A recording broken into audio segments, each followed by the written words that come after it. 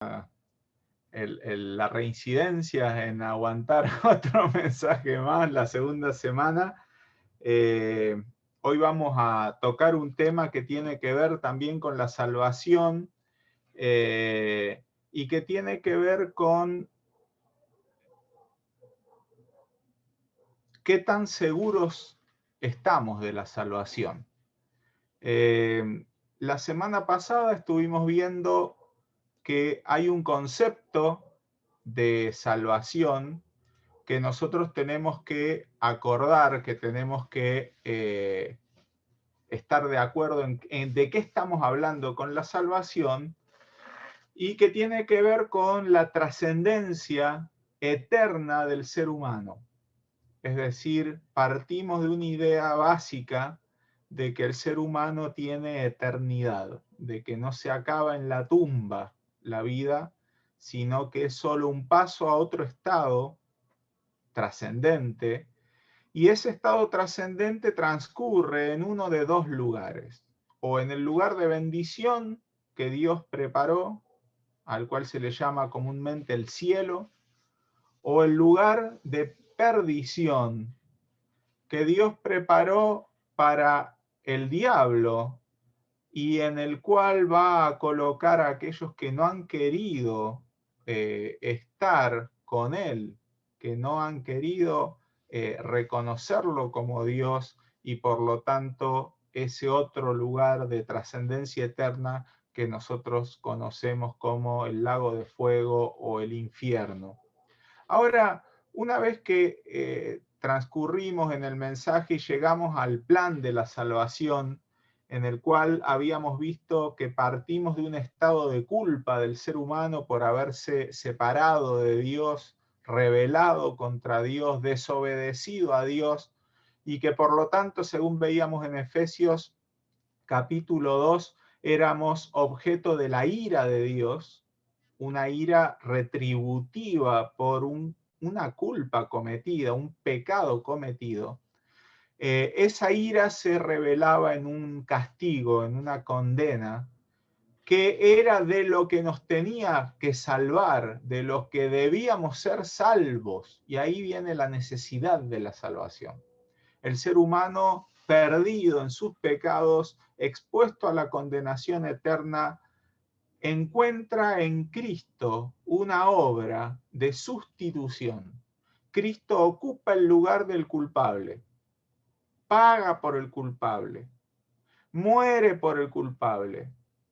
Y ese culpable que éramos nosotros, seres humanos perdidos en pecado, ahora tenemos la chance de, a través de la confianza puesta en esa obra, o la fe puesta en acción en el creer en el Señor Jesucristo, de que Dios a nosotros culpables nos declare como justos, nos justifique. Y al ser justificados, al ya no ser culpables, nuestro destino eterno pasa de ser la ira a ser la bendición en el cielo. Esa es la salvación que plantea la Biblia. Y esa es la salvación de la cual yo quisiera instar a que todos revisemos, nos volvamos a analizar, nos volvamos a asegurar de que nosotros somos salvos. Es imprescindible este análisis de que el ser humano asegure que hizo lo que Dios dijo, que se puso en el lugar que Dios dijo, que accedió, creyó, aceptó lo que Dios dijo. Porque una vez finalizado el umbral de esta vida, ese umbral pequeño de toda la eternidad, ya no hay otra vuelta atrás, no hay otra oportunidad, no hay una reencarnación, no hay un purgatorio, no. Ya hay una decisión tomada que trasciende eternamente. Ahora bien, en esta segunda parte, yo quisiera que hablemos de la seguridad de la salvación. ¿A qué me refiero con seguridad de salvación? Acá tomé prestado una frase de Rairi, un autor cristiano, que dice, la seguridad de la salvación es la obra de Dios que garantiza que el don de la salvación, una vez recibido, es para siempre y no puede perderse. ¿De qué hablo con la palabra seguridad? De que la salvación que obtuvimos en Cristo no se pierde, no se pierde.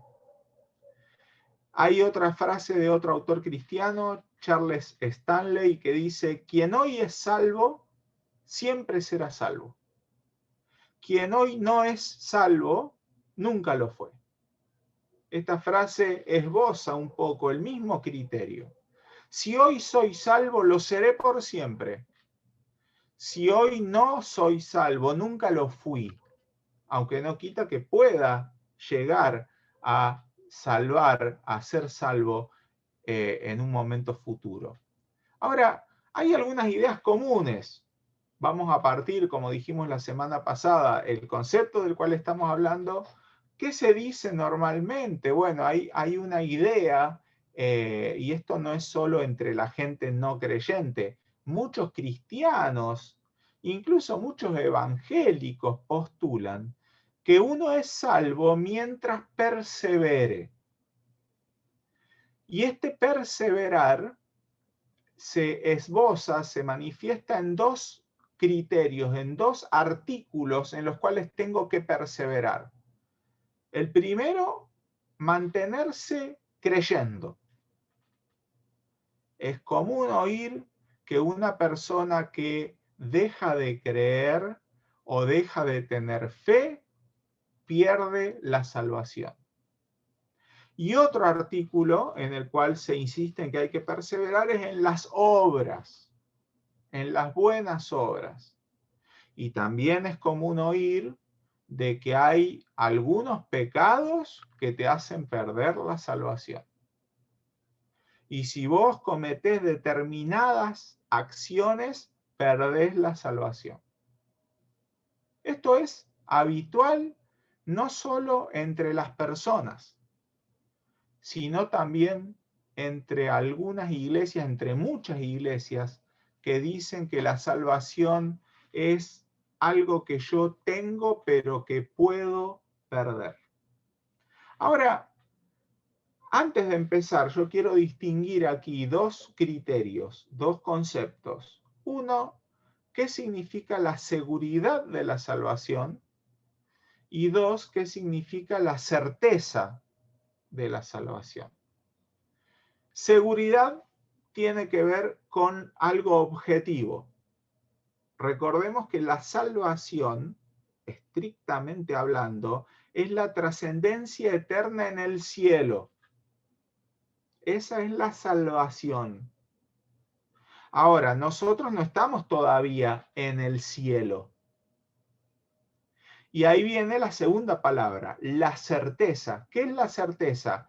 Eso ya no es objetivo, eso es subjetivo, eso está en mi interior, en mi cabeza, en mi corazón, de cómo yo me siento.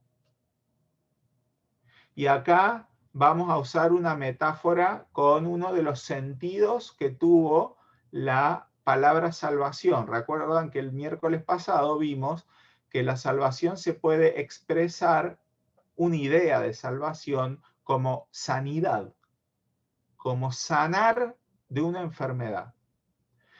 Imaginemos que yo pienso que tengo coronavirus. Me siento que tengo coronavirus. Porque estuve al lado de una persona que tosía, porque estuve al lado de una persona con fiebre, y yo empiezo a pensar, debo estar contagiado, debo estar contagiado. Eso es certeza subjetiva. Voy al médico, me hacen la prueba y me dicen, no, mire, negativo, usted no está contagiado. Eso es algo objetivo. Tomaron una muestra, hicieron un experimento, hicieron un diagnóstico y me lo dijeron. Yo vuelvo a casa y le digo a mi esposa, ¿sabe que yo creo que estoy contagiado? O sea, por más seguridad que haya en el diagnóstico, mi certeza depende de qué tanto le crea y acepte ese diagnóstico. Ahora, el diagnóstico no cambia por mi certeza, pero mi estado de ánimo cambia, mi bienestar cambia, mi situación personal subjetiva cambia. Y yo me quedo en casa, encerrado, en cama, porque siento que tengo COVID. Y el doctor dice, y mire, yo no lo puedo hacer que usted me crea, pero le puedo decir lo que dieron los análisis. Usted no tiene COVID. Hay gente que es salva y siente que está perdida. Hay gente que no es salva, pero cree que lo es. Hay gente que está perdida y sabe que lo está. Y hay gente que es salva y sabe que lo está. Son las 4 opciones combinatorias que tenemos entre estas dos cuestiones. Ahora, ¿cuál es la mejor de todas? Ser salvo y sentirme salvo, porque entonces ahí tengo la seguridad y la certeza juntas. ¿No es cierto que a veces uno no se siente salvo? ¿Cuándo? Y a veces pasa con lo que leímos recién, con lo que vimos recién, en alguna patinada respecto de la fe y empiezo a dudar, en alguna patinada respecto de las obras y empiezo a dudar, y entonces mi certeza es cambiante, pero la seguridad de la salvación no cambia. Eso es algo objetivo que depende de Dios. Vamos a tratar de definir qué es fe o entender qué dice la Biblia respecto de la fe y qué dice la Biblia respecto de las obras. Porque si entiendo qué es la fe, qué es creer, voy a entender que la salvación no se puede perder por dejar de creer. Y si entiendo qué son las obras, voy a entender que la salvación no se puede perder por determinadas obras. Vamos al texto famoso de Hebreos capítulo 11, versículo 1. Hebreos 11:1, un texto muy conocido que habla acerca de la fe. Y le voy a pedir a Luis, por favor, que lo puedas leer. Hebreos 11:1. Es pues la fe la certeza de lo que se espera, la convicción de lo que no se ve. Fijémonos que aquí la fe es definida con 2 palabras, certeza y convicción. Las 2 palabras están puestas en la persona. La persona que tiene fe está cierta, segura de algo que espera y convencida de algo que no se ve. O sea que la fe es un artículo que en cierta medida depende de una persona. No existe la fe abstracta, no existe la fe en el aire. La fe está anclada en una persona. Obviamente estamos hablando de fe en el mismo sentido de confiar, ¿sí? Hay otra expresión de fe en la Biblia que se puede traducir de otras maneras, pero en este sentido que quiero encontrar yo hoy el concepto es una certeza y una convicción. Ahora, ¿qué es creer? Hay personas, y creyentes incluso, que las ponen una al lado de la otra. Fe y creer es lo mismo. Sin embargo, en la escritura, creer es un acto en el cual yo pongo mi fe en algo o en alguien. Un acto de fe. Fijémonos, acá le voy a pedir a Pepe que busque Juan 6:69, a José Luis que busque 1 Corintios 3:5 y a Cachito que busque Efesios 1:13. 3 textos que tienen que ver con este acto, esta acción de creer. Juan 6:69, ¿qué dice? Y nosotros hemos creído y conocemos que tú eres el Cristo, el Hijo del Dios viviente. 1 Corintios 3:5.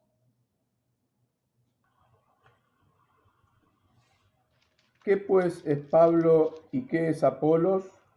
Servidores por medio de los cuales habéis creído, y eso según lo que a cada uno concedió el Señor. Y Efesios 1:13. En él también vosotros, habiendo oído la palabra de verdad, el evangelio de vuestra salvación, y habiendo creído en él, fuisteis sellados con el Espíritu Santo de la promesa. Fijémonos que en los tres textos que acabamos de citar, la palabra creer está en tiempo pasado, el verbo está en tiempo pasado, habiendo creído, habéis creído. Y este tiempo pasado, en griego, se llama, es un nombre muy raro, se llama aoristo. Aoristo es un tiempo pasado que significa algo que se terminó de hacer, algo que se concretó en el pasado, pero cuyo efecto continúa en el presente. Algo que pasó, que acabó de pasar, que terminó de pasar, pero que dejó un efecto que continúa en el presente. Supongamos que uno se cae de la bicicleta y se pega en una rodilla y se lastima la rodilla. Ese evento pasó, terminó de pasar. Yo no me sigo cayendo, pero tengo efectos que duran hasta el presente. Me duele la rodilla, tengo la lastimadura, tengo la herida. Ahora, en la escritura, el creer está atado a un acto, a un momento en el cual yo pongo la fe, pongo mi certeza, pongo mi convicción en Cristo. Si nos fijamos en el último texto que acaba de leer Cachito, dice Efesios 1:13, habiendo oído, habiendo creído, fuisteis sellados. Tres cosas en el pasado. Las tres cosas en tiempo verbal aoristo, pasado completo cuyo efecto continúa. Ustedes un día oyeron el Evangelio. Ustedes un día pusieron su fe, creyeron en el Evangelio. Y un día fueron sellados con el Espíritu. Dios no nos está sellando continuamente, ni nosotros estamos depositando nuestra fe continuamente. Pusimos nuestra fe un día en Cristo. Ahora, yo quisiera hacer una metáfora, una parábola, para que entendamos qué es esto del acto de fe.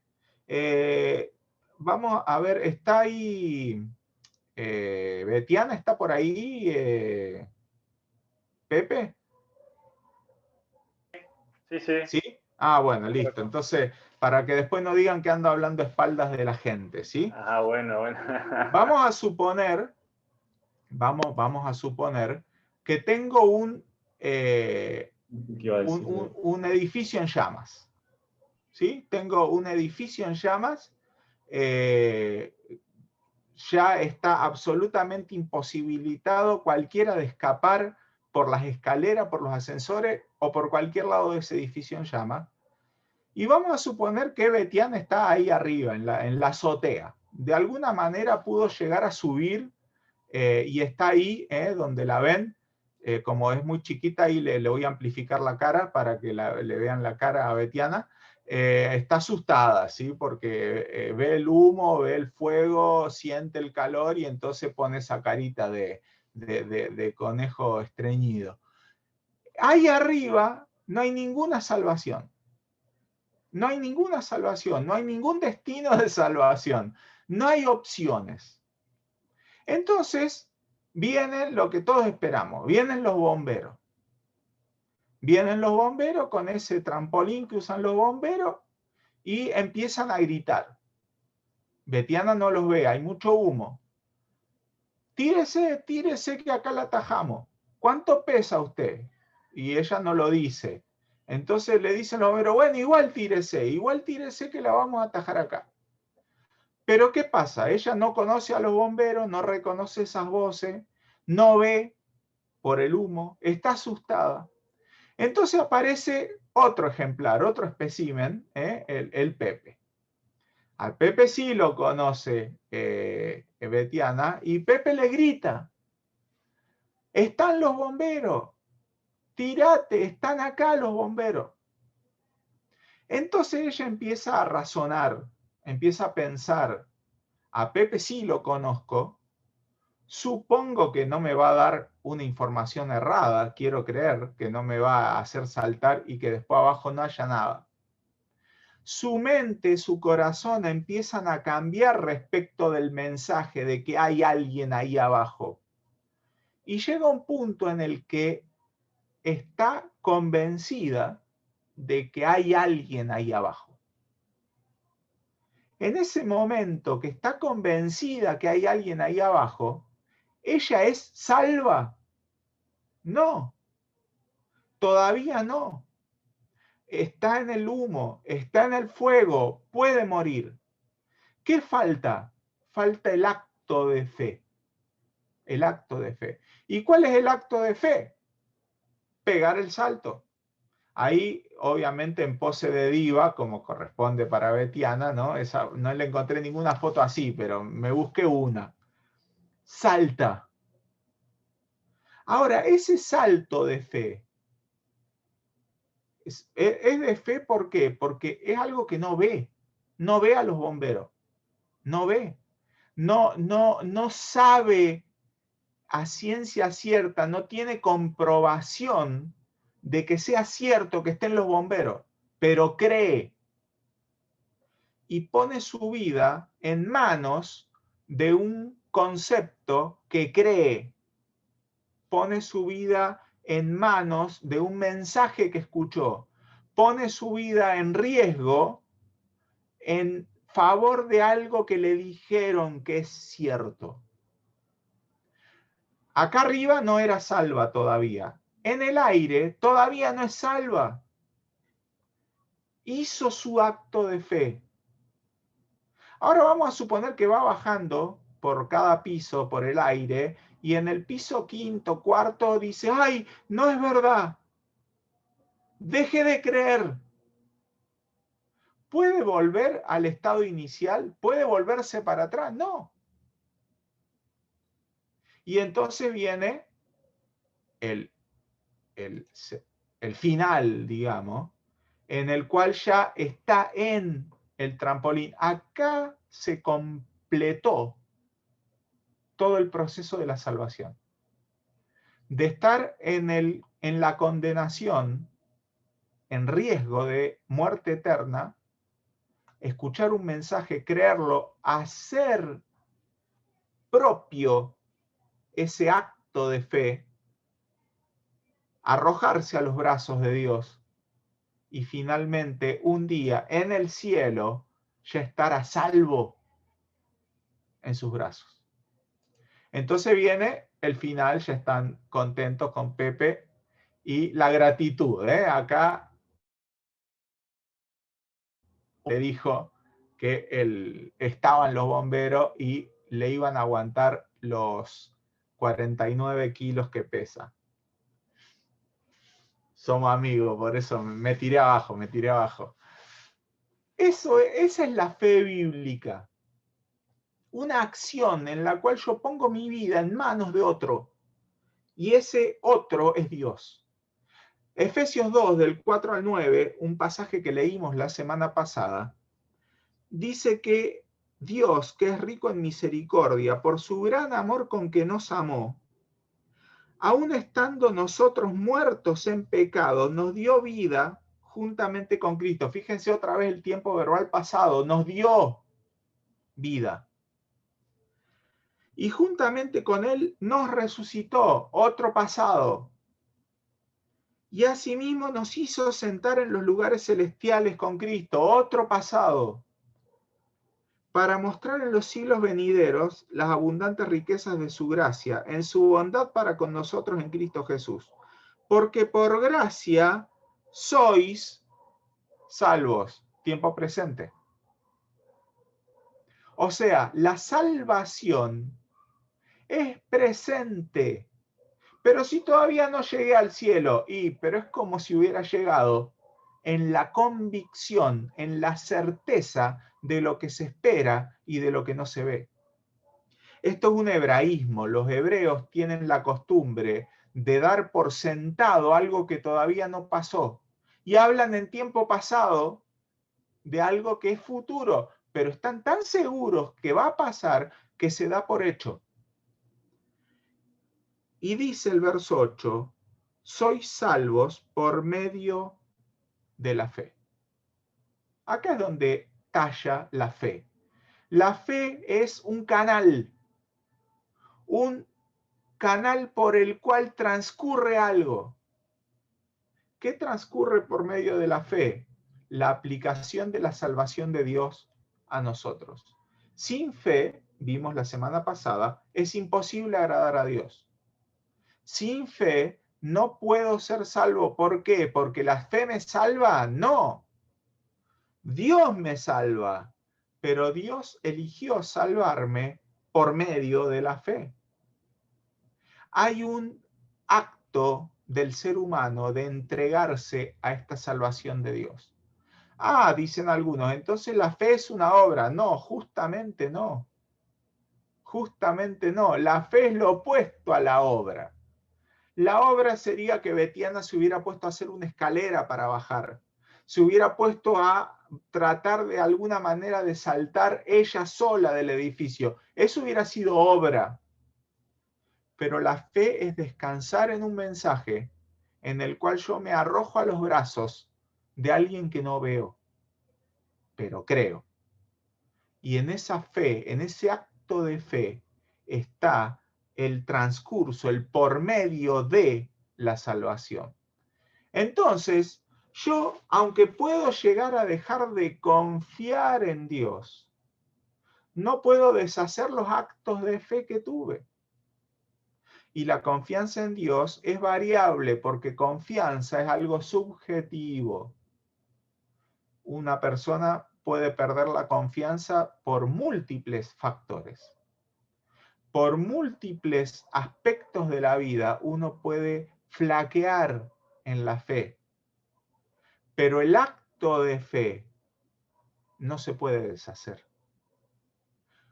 Tendríamos que volver al pasado y en ese momento no creer, pero no se puede volver al pasado. Y ese acto de fe en el cual Dios me recibió es imposible de redimir, de revocar, de transformar, de negar. Dice la Escritura que los dones de Dios, la salvación es don de Dios, son irrevocables. Ahora, segundo problema que se puede presentar. Bueno, no dejó de creer, pero se las mandó todas. Empezó a pecar. Entonces uno se preguntaría, ¿y quién estaría exento? Entonces, porque todos pecamos. No, bueno, y ahí empiezan a atenuar, ¿no? La cosa, porque entonces dicen, no, algunos pecados muy graves. Cosa que no es bíblica, de que hayan pecados más graves o menos graves respecto de la culpa y respecto de la condenación. Ahora busquemos en Romanos capítulo 3, versículo 21, para ver qué dice la Biblia. Como estamos en este ciclo de ¿qué dice la Biblia? La Biblia dice que el acto de fe puesto en Cristo es salvación segura. ¿Qué dice respecto de las obras? Capítulo 3, versículo 21 al 26 de Romanos, dice la palabra de Dios, pero ahora, aparte de la ley, se ha manifestado la justicia de Dios, testificada por la ley y por los profetas.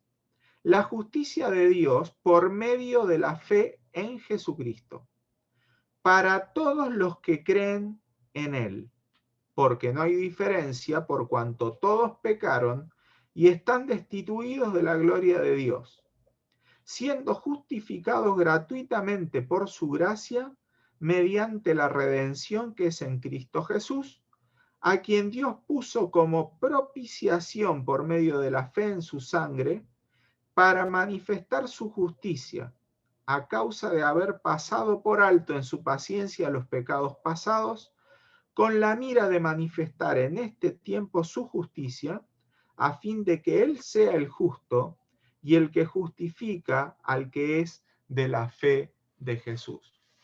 ¿Quiénes van a ir al cielo? Esa es una pregunta muy interesante de responder. Y la respuesta es simple en realidad. Van a ir al cielo aquellos que Dios diga que van a ir al cielo. Uno dirá, pero me está tomando el pelo. No, no te estoy tomando el pelo. La salvación es una declaración de Dios de que una persona puede entrar al cielo. Y esa declaración es coherente con el carácter de Dios. Dios dijo en su palabra que ninguna cosa inmunda, sucia, contaminada por el pecado entrará en la presencia de Dios. Por lo tanto, va a entrar al cielo aquella persona que Dios diga que es justa, que Dios diga que está limpia, que Dios diga que es inocente. Esa persona va a ir al cielo. Cuando lo pienso así, uno empieza a plantearse muchas cosas, porque si pienso si soy inocente, la respuesta es no. Si pienso si soy limpio, la respuesta es no. Si pienso si soy justo, la respuesta es no. Entonces, no voy a ir al cielo. El versículo 23 es tajante. Todos pecaron y están expulsados, privados, destituidos de la gloria de Dios. Ahora, la maravilla de Dios es que en este tiempo, además de esa ley condenatoria, acordémonos que el pecado, la semana pasada vimos que había dos definiciones para pecado. El pecado por error y el pecado por desobediencia a algo que sé que está mal. ¿Sí? Eso, lo último que preguntó Silvia. Y ese pecado del cual todos, absolutamente todos, somos culpables, de haber errado a lo que Dios quiere, y muchas veces no error involuntario, sino absolutamente consciente y voluntario, dice que además de esa ley que me condena, se manifiesta, se expresa, se pone en relieve la justicia de Dios. Ahora, si dejo acá la lectura, estoy más frito que antes. Porque Dios dice ahora, el que antes decía la ley, el que haga estas cosas vivirá. Nadie las pudo hacer. Entonces viene la otra, bueno, el que sea justo como Dios es justo vivirá. Y estamos peor. Pero dice Pablo, la justicia de Dios, verso 22, por medio de la fe en Jesucristo para todos los que creen en Él. El Señor Jesucristo actúa, cataliza la fe. Es el medio a través del cual la justicia de Dios se pone al alcance del ser humano. ¿Cómo? Creyendo. ¿Qué tengo que creer? Tenés que creer que vos sos injusto. Sí, eso es fácil, eso lo puedo creer. Tenés que creer que Jesucristo es justo. Sí, también lo puedo creer fácilmente eso. Tercera y difícil. Tenés que pedir que Dios perdone tus pecados en función de la justicia de Cristo. Tenés que aceptar que otro pagó por vos y pedirle perdón. Y ahí está lo difícil. Noten que en ningún momento hablo de hacer una oración. Hay mucha gente que ha hecho oraciones sin fe, sin arrepentimiento. Alguien le dijo, ¿querés ir al cielo? Y sí, quiero ir al cielo. Bueno, decía estas palabras, Señor Jesús, perdoname los pecados. Y él lo dijo, y el otro le dijo, listo, sos salvo. Eso es muy peligroso. Ya recitarle una oración para que el otro la haga es peligroso. Pero asegurarle que es salvo porque dijo un versito, no. La salvación es al que cree, al que pone su confianza, al que salta del edificio en llamas a los brazos de Dios. Y ahí viene el punto final. Dice, Dios es el justo y el que justifica. Dios justifica al que cree, lo declara justo. Entonces, la declaración de inocencia, de justicia, no depende de las obras que yo haga, sino de quién sea el que emite esa declaración de justicia. Vamos a suponer que hay una causa judicial contra Cachito. Y entonces Gachi le firma un papel que dice, no, Cachito es inocente, déjenlo de molestar.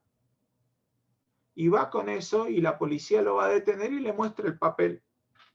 Una hoja Rivadavia de cuaderno arrancada con unos dibujitos, porque justo era del cuaderno de jardinera de Gachi.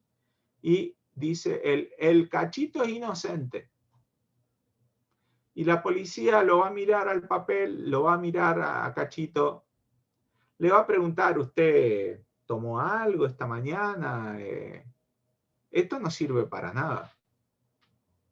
En cambio, qué distinto es si Cachito saca un papel firmado por el juez que dice, esta persona está absolutamente libre, es inocente, no es culpable.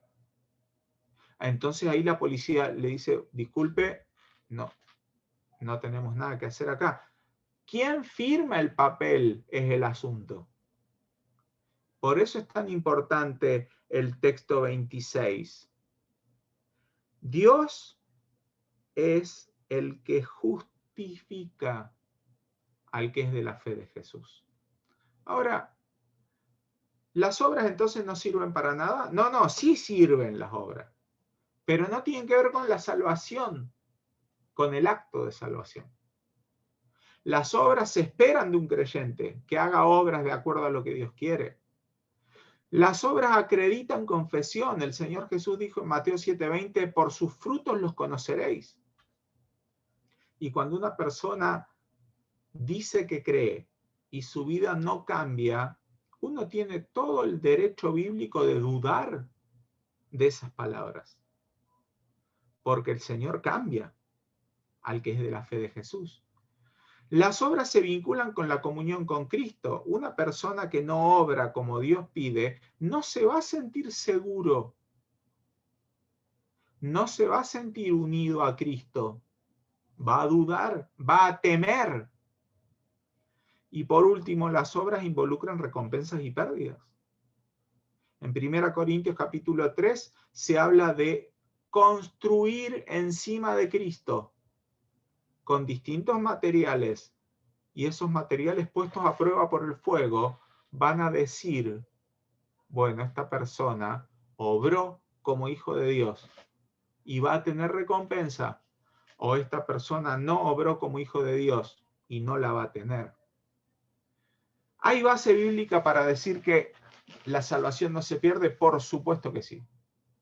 Y yo quisiera, para terminar, irme al texto que está ahí resaltado en negritas, de Romanos capítulo 8, un pasaje precioso que la Escritura ha dejado para nuestra seguridad, donde vamos a ver un montón de cosas que nos van a ayudar a determinar que lo que Dios hizo en el pasado no va a cambiar, ni en el presente, ni en el futuro. Dice Romanos 8, capítulo 8, verso 28, Sabemos que a los que aman a Dios todas las cosas les ayudan a bien. Esto es, a los que conforme a su propósito son llamados. Porque a los que antes conoció, también los predestinó para que fuesen hechos conforme a la imagen de su Hijo, para que Él sea el primogénito entre muchos hermanos. Y a los que predestinó, a estos también llamó, y a los que llamó, a estos también justificó, y a los que justificó, a estos también glorificó. Noten que el nombre tuyo y mío, de los que hemos creído en Cristo, ya está asegurado en Dios. Dice que nos conoció de antes y nos predestinó. Antes de que se haga el mundo, Dios ya sabía quiénes iban a creer y ya los tenía anotados en su libro de vida. Y Dios no borra a nadie de su libro de vida. Él promete una glorificación desde antes de la fundación del mundo. Y Dios no se echa atrás en sus promesas. Y a los que justificó, glorificó. ¿A quiénes justificó? Capítulo 3, a los que son de la fe de Jesús. A eso lo glorificó. Pero entonces, ¿puedo volverme para atrás? No, no podés volverte para atrás. Dios no se vuelve para atrás. Versículo 33. ¿Quién acusará a los escogidos de Dios? Dios es el que justifica. Notemos esto, la acusación va a estar, pero es absolutamente inocua frente a la justificación de Dios. Y cuando hay acusación hay razón para acusar, pero la justicia de Dios, la justificación de Dios es mayor. Versículo 37. Antes en todas estas cosas somos más que vencedores por medio de aquel que nos amó. Por lo cual estoy seguro que ni la muerte, ni la vida, ni ángeles, ni principados, ni potestades, ni lo presente, ni lo porvenir, ni lo alto, ni lo profundo, ni ninguna otra cosa creada nos podrá separar del amor de Dios que es en Cristo Jesús, Señor nuestro. Nada nos puede separar del efecto del amor de Dios, de la salvación, de la justificación, de su elección eterna e incondicional, de su redención final, de su herencia final. Nada nos puede separar. Juan dice en el capítulo 10 que estamos en su mano y nadie nos arrebatará. Nadie nos arrebatará. Es risueño como uno mismo se quiere arrebatar en falta de seguridad, de certeza, pero la certeza final, la seguridad final la tenemos en creerle a Dios y en aceptar que su palabra es mayor que mis dudas. Argumentos teológicos hay varios, acá puse algunos que después ustedes pueden revisar en casa y buscar en las citas. Ojalá que el Señor nos ayude, nos bendiga y nos haga ser certeros, que tengamos certeza, tranquilidad en Dios. Y en esa tranquilidad, al contrario de lo que supone la gente, de que entonces me relajo y me tiro a chanta, no. En esa seguridad y en esa gratitud, sirvamos a Dios con temor y temblor. ¿Miedo? No, no, no. Respeto. Respeto. Respeto porque es a Dios a quien sirvo. Como les decía el miércoles pasado, en Hebreos hay 3 llamados de atención súper serios para el que descuida la salvación, para el que recae en sus viejos hábitos y para el que peca voluntariamente. Severas advertencias. Porque no es la salvación algo liviano, algo que fue gratis, alguien pagó. Sangre, por nosotros. Ojalá que nosotros hagamos propia esa seguridad de salvación y en esa certeza avancemos en la vida que al Señor le agrada. Que Dios nos bendiga.